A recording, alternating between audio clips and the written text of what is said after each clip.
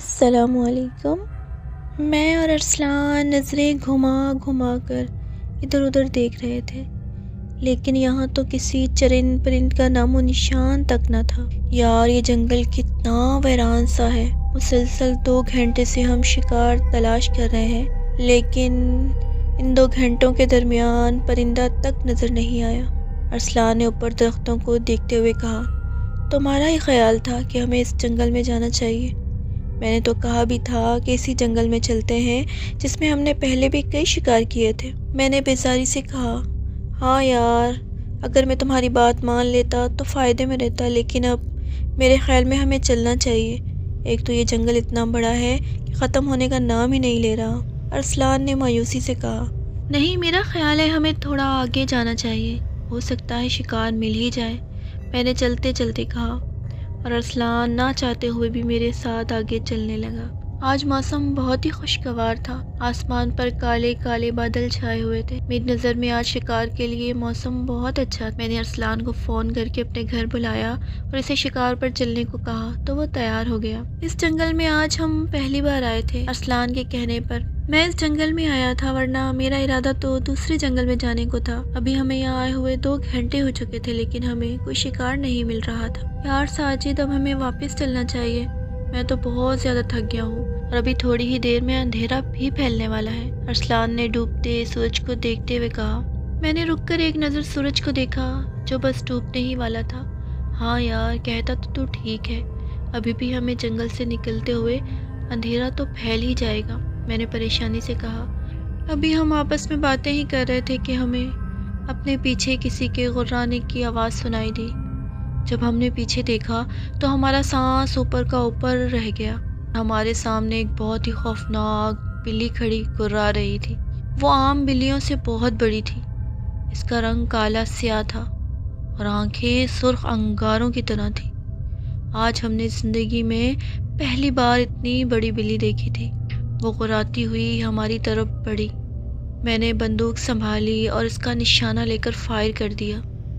میں خوش ہو رہا تھا کہ میرا نشانہ بالکل ٹھیک ہے، لیکن میری خوشی ایک دم ہی پریشانی میں بدل گئی تھی، کیونکہ گولی اس کے سر میں سے ہوتی ہوئی درخت میں جا لگی تھی، لیکن اس بلی کو کچھ بھی نہیں ہوا تھا۔ گولی اس کے سر سے ایسے گزر گئی جیسے وہ بلی نہ ہو بلکہ ہوا ہو۔ میں اور ارسلان خوفزدہ نظروں سے اسے دیکھ رہے تھے۔ میں نے سوچا، ہو سکتا ہے میرا نشانہ غلط ہو گیا ہو اور گولی بلی کو لگنے کے بجائے درخت میں جا لگی ہو۔ اس سے پہلے کہ وہ بلی مجھ پر حملہ کرتی، میں نے ایک اور فائر کر دیا، لیکن گولی پھر سے اس کے جسم سے گزر گئی اور اسے کچھ نہیں ہوا۔ بھاگو یہاں سے، ارسلان نے چیخ کر کہا اور ایک طرف کو بھاگا۔ میں ابھی بھاگنے ہی والا تھا کہ اس بلی نے مجھ پر چھلانگ لگا دی اور میں دور جا گرا۔ پستول میرے ہاتھ سے چھوٹ کر دور جا گری۔ گرنے سے مجھے کافی زخم آئے تھے، لیکن میں ان زخموں کی پرواہ کیے بغیر ہی اٹھ کھڑا ہوا اور ایک طرف بھاگ کھڑا ہوا۔ چھوٹے چھوٹے راستوں کو پھلانگتا ہوا میں بھاگے جا رہا تھا۔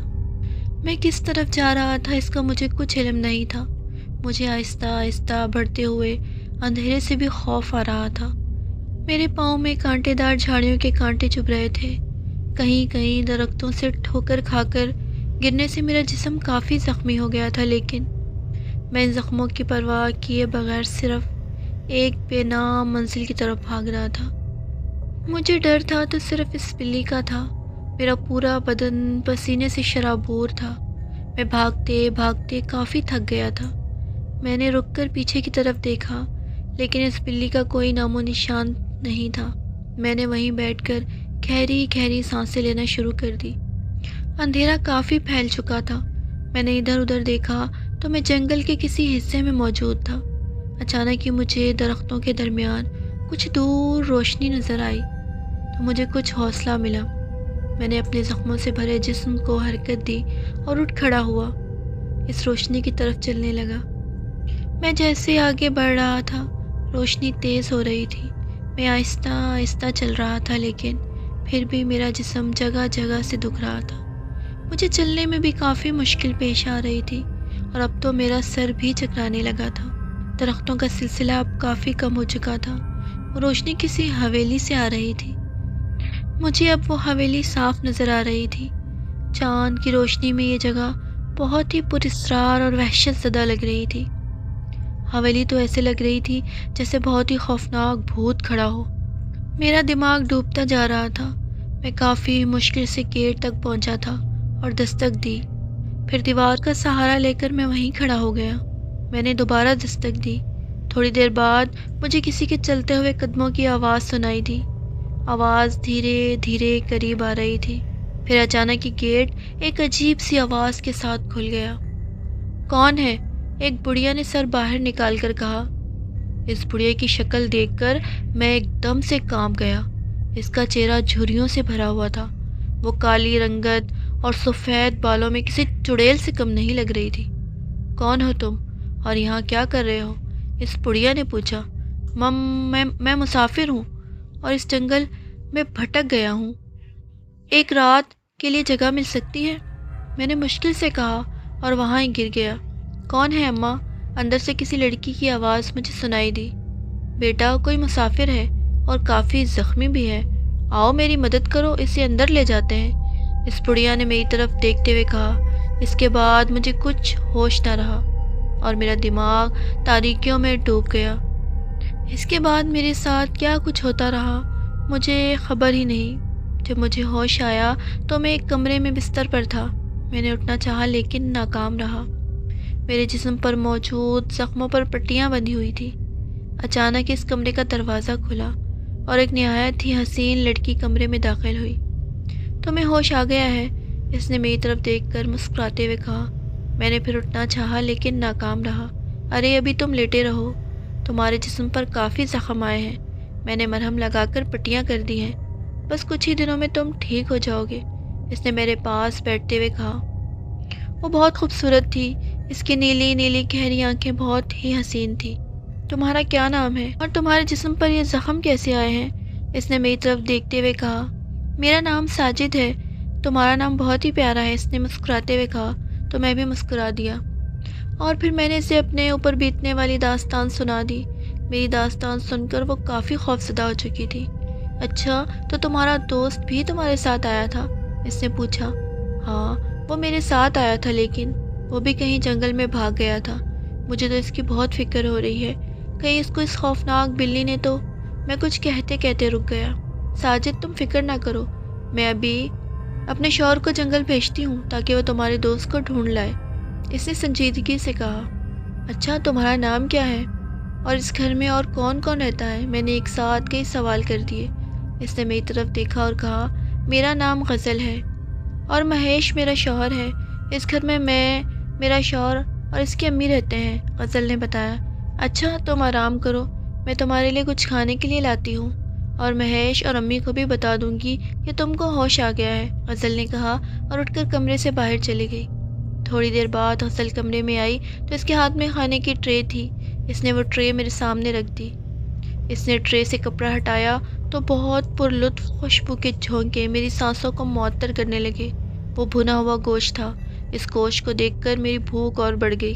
کھانا کھا لو، غزل نے کہا تو میں کھانے پر ٹوٹ پڑا اور کھاتا ہی چلا گیا۔ وہ گوشت بہت ہی مزیدار تھا۔ میں کھانے کے دوران میں غزل کو بھی دیکھے جا رہا تھا۔ اس کے لبوں پر ایک پراسرار مسکراہٹ تھی۔ کھانا کھانے کے بعد میں نے اس کا شکریہ ادا کیا اور کھانے کے برتن اس کی طرف بڑھا دیے۔ اچھا میں ابھی آتی ہوں، اتنا کہہ کر وہ کمرے سے باہر نکل گئی اور میں اس کو جاتا ہوا دیکھتا رہ گیا۔ تھوڑی دیر بعد اچانک ہی کمرے کا دروازہ کھلا اور غزل کمرے میں داخل ہوئی۔ اس کے ساتھ ایک لڑکا اور وہی بڑھیا تھی جس نے دروازہ کھولا تھا۔ ساجد یہ مہیش ہے اور یہ ہماری امی ہے، غزل نے تعارف کرواتے ہوئے کہا۔ اب کیسی طبیعت ہے تمہاری ساجد؟ مہیش نے میری طرف بغور دیکھتے ہوئے کہا۔ اب کافی بہتر محسوس کر رہا ہوں، میں نے مسکراتے ہوئے کہا۔ ہاں ساجد میں بھی جنگل سے آ رہا ہوں، میں تمہارے دوست کو تلاش کیا لیکن وہ مجھے کہیں بھی نظر نہیں آیا، ہو سکتا ہے تمہارا دوست گھر چلا گیا ہو، مہیش نے تفصیل سے مجھے بتایا۔ اللہ کرے ایسا ہی ہو، میں نے مہیش کی طرف دیکھتے ہوئے کہا۔ اچھا بیٹا تم ٹھیک ہو جاؤ گے تو ہم، وہ بڑھیا کچھ کہتے کہتے رک گئی جبکہ غزل اور مہیش کے چہروں پر مسکراہٹ پھیل گئی تھی۔ اچھا ساجد تم آرام کرو، ہم پھر آئیں گے، مہیش نے کہا اور کمرے سے باہر نکل گیا۔ اس کے پیچھے پیچھے غزل اور بڑھیا بھی باہر نکل گئی۔ اور پھر یوں ہی لیٹے لیٹے میری آنکھ لگ گئی اور میں سوتا چلا گیا۔ رات کے کسی پہر میری آنکھ سخت پیاس کی وجہ سے کھل گئی۔ کمرے میں چاند کی ہلکی ہلکی روشنی پھیلی ہوئی تھی، جس کی وجہ سے مجھے کمرے کی ہر چیز دکھائی دے رہی تھی۔ میری بستر کے سرہانے کی طرف ایک چھوٹا سا ٹیبل رکھا تھا جہاں پانی کا جگ موجود تھا۔ میں نے ہاتھ آگے بڑھا کر گلاس میں پانی ڈالا اور ایک ہی سانس میں پی گیا، لیکن پھر بھی میری پیاس نہ بجھی۔ میں نے 2-3 گلاس پانی کے پیے، تب جا کر میری پیاس بجھی۔ میں نے اپنے آپ کو عجیب سا محسوس کیا۔ مجھے اپنے اندر ایک تبدیلی سی محسوس ہو رہی تھی۔ میرے بدن سے درد کی ہلکی ہلکی سی ٹیس اٹھ رہی تھی۔ اچانک ہی میری نظر اپنے بازو پر بندھی ہوئی پٹی پر چلی گئی اور میں حیران ہو کر اسے دیکھنے لگا، جس پر تھوڑا سا خون بھی لگا ہوا تھا۔ میں حیران اس لیے ہو رہا تھا کہ پہلے تو میرے بازو پر کوئی بھی پٹی نہیں تھی، ہاں البتہ ٹانگوں، پاؤں اور ہاتھوں پر پٹیاں پہلے سے موجود تھیں، لیکن بازو پر نہیں تھی۔ میں نے ایک گہری سانس لی اور دوبارہ لیٹ گیا، لیکن نیند میری آنکھوں سے کوسوں دور تھی۔ ایک عجیب سی بے چینی اور گھبراہٹ سی محسوس ہو رہی تھی اور دل عجیب انداز میں دھڑک رہا تھا، اور یہ رات میری آنکھوں میں ہی کٹ گئی۔ صبح ہوتے ہی غزل میرے لیے ناشتہ لے کر آ گئی اور مجھے دیکھتے ہی بولی، ارے تمہارے چہرے پر یہ 12 کیوں بج رہے ہیں؟ اس نے ناشتے کی ٹرے میرے سامنے رکھ دی۔ غزل یہ دیکھو، یہ پٹی کل تو یہاں نہیں تھی اور نہ ہی میرے بازو پر کوئی زخم تھا۔ میں نے پریشانی سے کہا، ارے ساجد تم تو ایسے ہی پریشان ہو رہے ہو، تمہارے بازو پر زخم تھا لیکن میں نے دیکھا نہیں تھا۔ تمہارے بازو پر ایک بہت ہی زہریلا کانٹا چبھا ہوا تھا۔ میں جب کل کمرے میں آئی تو تم سو رہے تھے، میں نے تمہارے بازو پر چبھا ہوا کانٹا دیکھ لیا تھا، پھر میں نے وہ کانٹا نکال کر پٹی کر دی۔ غزل نے میری طرف دیکھتے ہوئے کہا تو میں مسکرا دیا۔ اچھا اب جلدی سے ناشتہ کر لو، غزل نے کہا اور کمرے سے باہر چلی گئی، اور میں ناشتہ کرنے میں مصروف ہو گیا۔ ناشتہ کرنے کے بعد میں نے بازو سے پٹی کھول کر دیکھی تو میرے بازو پر 2 ننھے ننھے سوراخ تھے اور میرے بازو پر خون بھی جمع ہوا تھا۔ میں نے بازو کو تھوڑا دبایا تو ان سوراخوں سے خون کے 2 ننھے ننھے قطرے باہر نکلے۔ میں نے اپنے بازو پر پھر سے پٹی باندھ دی اور بستر سے اٹھ کر کمرے میں ٹہلنے لگا۔ اتنے میں غزل اور مہیش کمرے میں داخل ہوئے۔ ارے واہ ساجد، تم تو اتنی جلدی اٹھ کھڑے ہو، یہ تو ہمارے لیے بہت ہی اچھی بات ہے، مہیش نے میری طرف گہری نظروں سے دیکھتے ہوئے کہا۔ بس یار ایسے ہی بیٹھے بیٹھے تھک گیا تھا، اس لیے سوچا تھوڑی دیر ٹہل لوں، میں نے مسکراتے ہوئے کہا۔ اچھا تو پھر آؤ تمہیں اپنی حویلی دکھا دوں، مہیش نے کہا تو میں خوشی سے اس کے ساتھ چل پڑا۔ غزل بھی ہمارے ساتھ تھی۔ مہیش اور غزل مجھے حویلی کے مختلف کمرے دکھا رہے تھے اور مجھے بہت اچھا لگ رہا تھا۔ حویلی کے سب کمروں کی سجاوٹ بہت ہی عمدہ انداز سے کی گئی تھی۔ اچانک ہی گزرتے ہوئے میری نظر ایک ایسے کمرے کی طرف چلی گئی جس کا دروازہ بند تھا۔ اس کمرے کی کھڑکی کے پاس مجھے ایک سایہ دکھائی دیا جو ایک دم ہی وہاں سے غائب ہو گیا تھا۔ میں نے اسے اپنا وہم سمجھا اور مہیش اور غزل کے ساتھ چلتا رہا۔ انہوں نے مجھے حویلی کے سارے کمرے دکھائے لیکن وہ کمرہ نہیں دکھایا جو بند تھا اور جس کے پاس میں نے سایہ دیکھا تھا۔ بہرحال یہ دن میرا بہت ہی اچھا گزرا۔ رات کو میں سو رہا تھا کہ اچانک ہی میری آنکھ بازو میں سخت درد کی وجہ سے کھل گئی۔ میں نے جب اپنے بازو کی طرف دیکھا تو میری آنکھیں حیرت سے کھلی کی کھلی رہ گئی۔ دل زور زور سے دھڑکنے لگا۔ ایک سایہ میرے بازو پر جھکا ہوا تھا اور وہ میرا خون پی رہا تھا۔ اچانک ہی میرے منہ سے ایک فلک شگاف چیخ نکل گئی۔ اس سائے نے سر اٹھا کر میری طرف دیکھا۔ اف خدایا، اس کی سرخ انگارہ آنکھیں بالکل اس خوفناک بلی کی طرح تھی اور اس کا رنگ بھی بالکل اس خوفناک بلی کی طرح تھا، کالا سیاہ۔ اس سائے نے اپنی خونی نظروں سے مجھے گھورا اور آنکھ جھپکتے ہی وہاں سے غائب ہو گیا۔ میرا جسم بری طرح سے کپ کپانے لگا تھا۔ میں نے اپنے بازو کی طرف دیکھا جس سے خون بہہ رہا تھا۔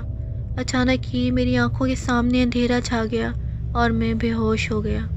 جب مجھے ہوش آیا تو میں بستر پر تھا اور ہر طرف خاموشی چھائی ہوئی تھی۔ میں نے ایک نظر اپنے بازو کی طرف دیکھا جس پر اب پٹی بندھی ہوئی تھی۔ ایک پل کے لیے تو میں حیران ہوا، پھر سوچا غزل نے ہی دوبارہ پٹی کر دی ہوگی، اور اب مجھے پورا یقین ہو گیا تھا کہ اس حویلی میں ایک خوفناک سایہ ہے اور وہ سایہ اس خوفناک بلی کا ہی ہے۔ مجھے اس حویلی سے خوف آنے لگا تھا کیونکہ اس حویلی میں موجود سایہ میری جان کا دشمن بن گیا تھا۔ میرا ارادہ تھا کہ اب جلد ہی جلد اس حویلی سے نکلوں، کیونکہ وہ سایہ کسی بھی وقت میری جان لے سکتا تھا۔ میں غزل کا انتظار کر رہا تھا۔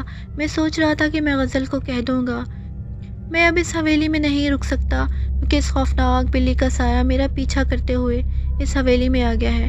میں کافی دیر غزل کا انتظار کرتا رہا لیکن وہ نہ آئی۔ میں نے گھڑی کی طرف دیکھا تو دن کے 11 بج رہے تھے۔ آخر کار میں تنگ آ کر اٹھ کھڑا ہوا اور کمرے میں سے باہر آ گیا۔ باہر بھی ہر طرف خاموشی چھائی ہوئی تھی۔ میرا دل ایک انجانے سے خوف سے دھڑک رہا تھا۔ مجھے خاموشی کسی بڑے طوفان کا اشارہ لگ رہی تھی۔ میں نے مختلف کمروں میں جا کر دیکھا لیکن مجھے غزل، مہیش اور وہ بڑھیا کہیں بھی نظر نہ آئے۔ میں اپنے کمرے کی طرف جانے کے لیے مڑا ہی تھا کہ مجھے کسی کے آہستہ آہستہ ہنسنے کی آواز سنائی دی۔ میں نے غور کیا تو مجھے اندازہ ہو گیا تھا کہ یہ آوازیں اس بند کمرے سے آ رہی تھی جس کے پاس میں نے ایک سایہ دیکھا تھا۔ نہ چاہتے ہوئے بھی میرے قدم اس کمرے کی طرف اٹھنے لگے۔ میرا دل بری طرح دھڑک رہا تھا اور قدم لڑکھڑا رہے تھے۔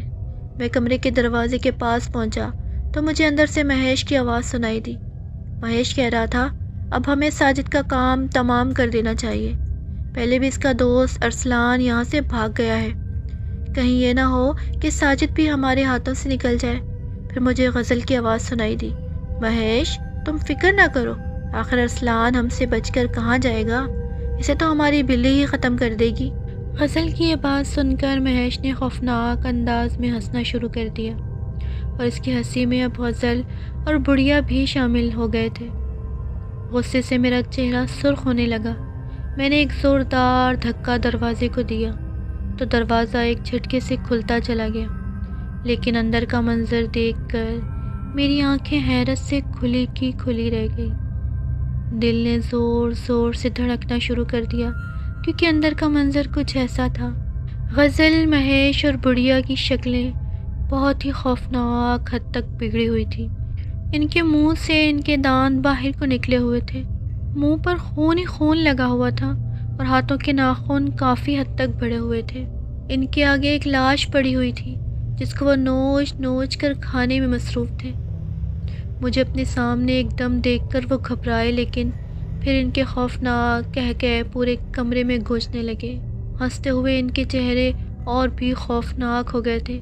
آؤ آؤ ساجد، مہیش نے خوفناک انداز میں مسکراتے ہوئے کہا۔ تم انسان نہیں درندے ہو، درندے ہو، میں غصے سے چیخا۔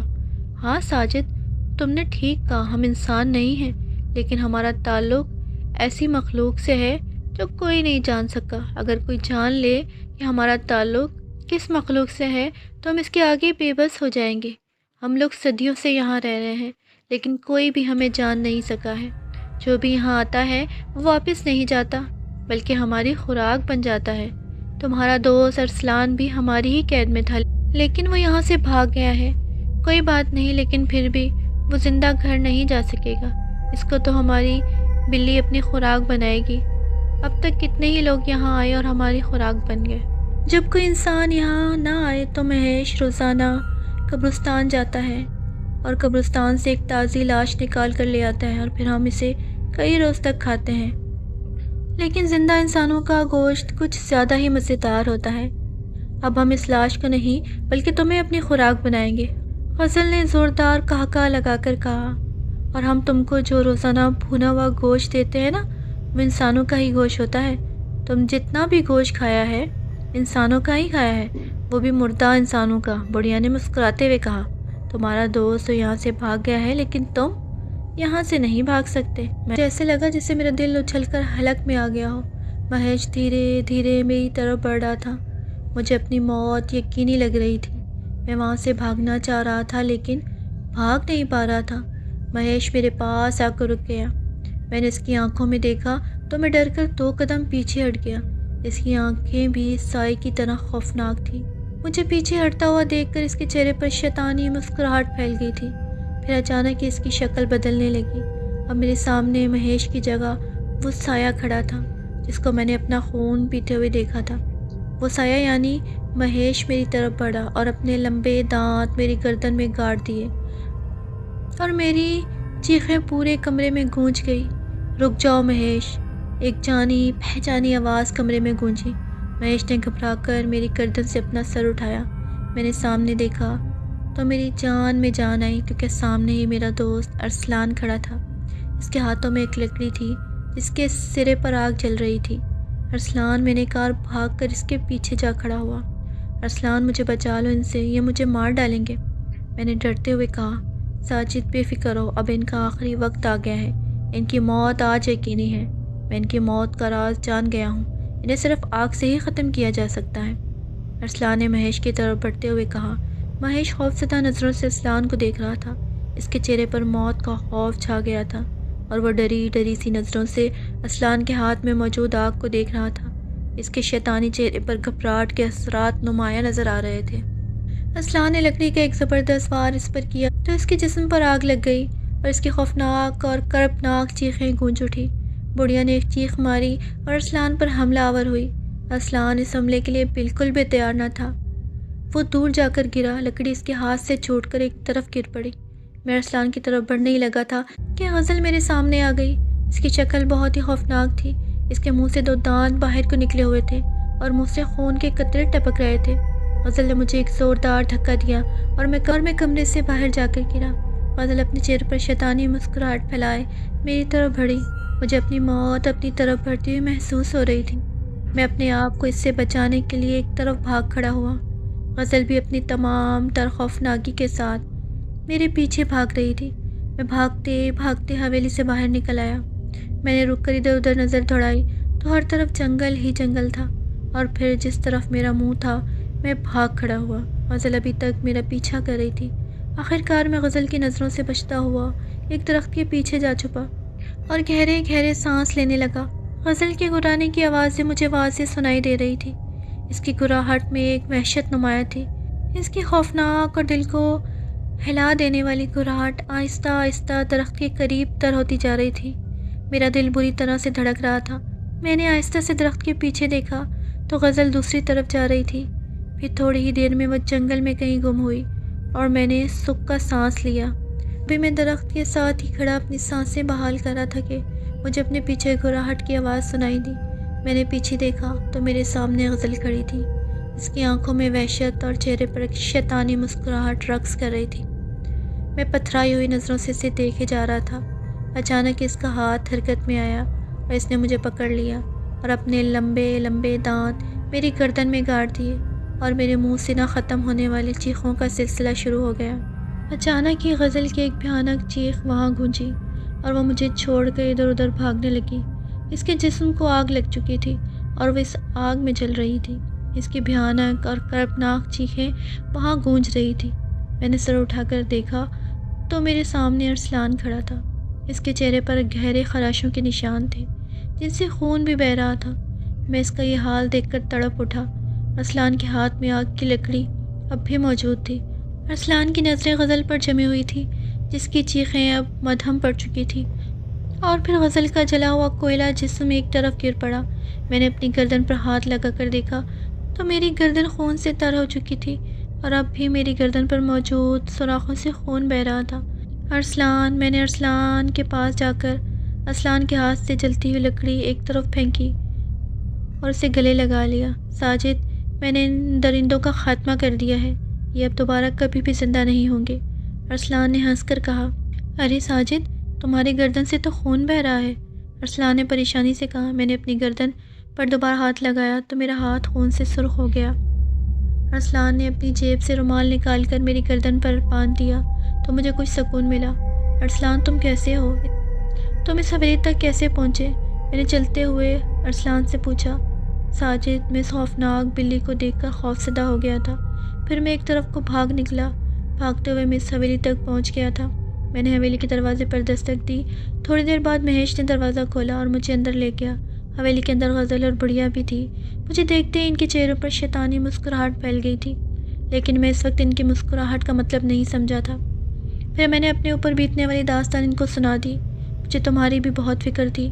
مجھے اپنے آپ سے شرمندگی محسوس ہو رہی تھی کہ میں تمہیں مشکل میں چھوڑ کر خود بھاگ گیا تھا۔ مجھے دل ہی دل میں خود سے نفرت ہونے لگی تھی اور مجھے یہ پورا یقین ہو چکا تھا کہ تم ضرور اس خوفناک بلی کا شکار ہو گئے ہوگے۔ میں نے مہیش کے ساتھ جا کر پورا جنگل چھان مارا، لیکن نہ تو تم مجھے دکھائی دیے اور نہ ہی وہ خوفناک بلی دکھائی دی۔ پھر میں مہیش کے ساتھ حویلی واپس آ گیا۔ ارسلان نے مجھے تفصیل بتائی۔ ارسلان، پھر تمہیں کیسے پتہ چلا کہ یہ انسان نہیں ہے؟ تم کیسے حویلی سے بھاگے؟ اور تمہیں کس نے بتایا کہ انہیں صرف آگ سے ہی ختم کیا جا سکتا ہے؟ میں نے ایک ساتھ بہت سے سوال کیے۔ ساجد، اس رات مجھے نیند نہیں آ رہی تھی کیونکہ مجھے تمہاری فکر تھی۔ میں کھڑکی کھول کر آسمان کی طرف دیکھ رہا تھا کہ حویلی کے دروازے پر دستک ہوئی۔ بڑھیا نے جا کر دروازہ کھولا اور تھوڑی دیر بعد بڑھیا اور غزل کسی کو اٹھائے ہوئے حویلی میں لے آئے۔ تھوڑی دیر بعد مہیش حویلی میں داخل ہوا۔ اس کے کندھے پر کوئی تھا اور وہ اسے اٹھائے حویلی کے اندر داخل ہوا۔ میں بھی کمرے سے باہر نکلا اور باہر آ گیا۔ باہر ہر طرف خاموشی چھائی ہوئی تھی۔ میں ایک کمرے کے پاس پہنچا تو مجھے بڑھیا، مہیش اور غزل کے ہنسنے کی آوازیں آئی۔ جب میں نے کمرے کا دروازہ کھولا تو میں نے دیکھا کہ غزل، مہیش اور بڑھیا کسی لاش کے کھانے میں مصروف تھے اور ان کی شکلیں بہت ہی خوفناک تھیں۔ میں وہیں گر کر بے ہوش ہو گیا۔ جب مجھے ہوش آیا تو میں اسی کمرے میں تھا جس میں وہ درندے لاش کو کھا رہے تھے، لیکن اب اس کمرے میں اس بڑھیا کے علاوہ کوئی بھی نہیں تھا۔ اچانک ہی مجھے باہر سے تمہاری آواز سنائی دی۔ میں نے کھڑکی سے جھانک کر دیکھا تو تم غزل اور مہیش کے ساتھ باتیں کرتے ہوئے کمرے میں داخل ہو گئے۔ میں نے اس کمرے سے باہر نکلنے کی کوشش کی تو وہ بڑھیا ایک سایہ بن کر آئی اور پھر مجھے کچھ ہوش نہ رہا۔ جب مجھے ہوش آیا تو ہر طرف اندھیرا ہی اندھیرا تھا، مجھے کچھ بھی دکھائی نہ دے رہا تھا۔ اچانک ہی مجھے اپنے بازو پر چبھن سی محسوس ہوئی۔ میں نے اپنا دوسرا ہاتھ اپنی جیب میں ڈالا اور لائٹر نکال کر اسے جلایا تو مجھے مہیش دکھائی دیا۔ وہ میرے بازو سے خون پی رہا تھا۔ آگ کو دیکھ کر وہ ایک دم گھبرا گیا اور پیچھے ہٹ گیا۔ میں جلدی سے اٹھا اور اس کی طرف بڑھا، لیکن وہ کمرے سے نکل کر بھاگ گیا اور مجھے یقین ہو گیا کہ اس مخلوق کو صرف آگ سے ہی ختم کیا جا سکتا ہے۔ پھر میں بھاگتا ہوا جنگل میں آ گیا۔ میں نے درختوں کی سوکھی لکڑیاں اکٹھی کی اور انہیں آگ لگا دی۔ اچانک ہی مجھے اپنے پیچھے گھراہٹ سنائی دی۔ میں نے پیچھے دیکھا تو وہی خوفناک بلی کھڑی تھی۔ میں نے آگ سے جلتی لکڑی اس پر پھینکی تو اسے آگ لگ گئی اور اس کا جسم دھواں بن کر غائب ہو گیا۔ صبح ہوئی تو میں نے ایک لکڑی اٹھائی اور تم کو بچانے کے لیے حویلی میں واپس آ گیا۔ وہ درندے تم کو ختم کرنے ہی والے تھے کہ میں ان کے سامنے آیا اور مہیش کو آگ لگا دی۔ اچانک ہی بڑھیا نے مجھ پر چھلانگ لگا دی اور میں دور جا گرا۔ اس بڑھیا نے اپنے لمبے ناخنوں سے میرا چہرہ نوچنا شروع کر دیا۔ پھر میں نے ہمت کر کے اسے دور پھینکا اور اسے بھی آگ لگا دی۔ میں نے دیکھا کہ تم حویلی سے باہر بھاگ رہے ہو اور وہ غزل بھی تمہارے پیچھے ہی تھی، اور پھر میں بھاگتا ہوا جنگل آ گیا اور تم کو غزل سے بچا لیا۔ ارسلان یہ سب بتا کر خاموش ہو گیا۔ میں اسے پیار بھری نظروں سے دیکھنے لگا اور سوچ رہا تھا کہ اگر آج ارسلان نہ ہوتا تو میں زندہ نہ ہوتا۔ میں دل ہی دل میں ارسلان کی لمبی زندگی کی دعائیں کرنے لگا۔ اچھا یار ساجد، تم بتاؤ کہ تم کیسے ان درندوں تک پہنچے؟ ارسلان نے مجھ سے پوچھا تو میں نے اپنے اوپر بیتنے والی تمام کہانی اس کو سنا دی۔ ہم چلتے چلتے اس جگہ پہنچ گئے جس جگہ اس خوفناک بلی نے مجھ پر حملہ کیا تھا۔ ارے ساجد، وہ دیکھو تمہاری بندوق۔ میں نے آگے بڑھ کر اپنی بندوق اٹھائی۔ اچانک ہی مجھے اپنے پیچھے کسی کی گھراہٹ سنائی دی۔ میں نے ایک چیخ ماری اور وہاں سے بھاگ پڑا۔ میں ایسے بھاگ رہا تھا جیسے موت میرا پیچھا کر رہی ہو۔ مجھے اپنے پیچھے سے کسی کے ہنسنے کی آواز سنائی دی۔ ہنسنے کی آوازیں سن کر میں بھاگتے بھاگتے رک گیا اور پیچھے مڑ کر دیکھا تو میں شرمندہ سا ہو گیا کیونکہ ارسلان میری یہ حالت دیکھ کر ہنس رہا تھا۔ گھراہٹ کی آواز ارسلان نے ہی نکالی تھی۔ ارسلان نے گھراہٹ کی آواز مجھے ڈرانے کے لیے نکالی تھی، جس میں وہ کامیاب ہو گیا تھا۔